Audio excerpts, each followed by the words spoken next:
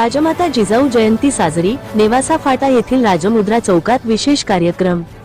नेवासा फाटा येथील राजमुद्रा चौकात मराठा सेवा संघाच्या वतीने राजमाता जिजाऊ जयंती मोठ्या उत्साहात साजरी करण्यात आली। या कार्यक्रमात मराठा सेवा संघाचे तालुकाध्यक्ष रावसाहेब घुमरे यांनी राजमाता जिजाऊंच्या प्रतिमेला पुष्पहार घालून अभिवादन केले।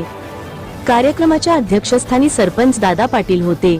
यावेळी निपुगे, संभाजीराव मते, बीके पवार, रामकिसन गिरी, नितीन निमसे, पप्पू कुटे, अनिल उभेदळ, संजय बोरुडे, गोरक्ष जाधव, दिलीप गीते, राजू गायकवाड आदी मान्यवर उपस्थित होते।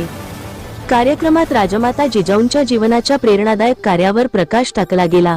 त्यांच्या बलिदानामुळे मराठा साम्राज्याचा गौरव वाढला आणि त्यांचा आदर्श आजही सर्वांसाठी प्रेरणादायक आहे, असे सांगत सर्व उपस्थितांनी जिजाऊंच्या कार्याचा आदर्श स्वीकारण्याची शपथ घेतली।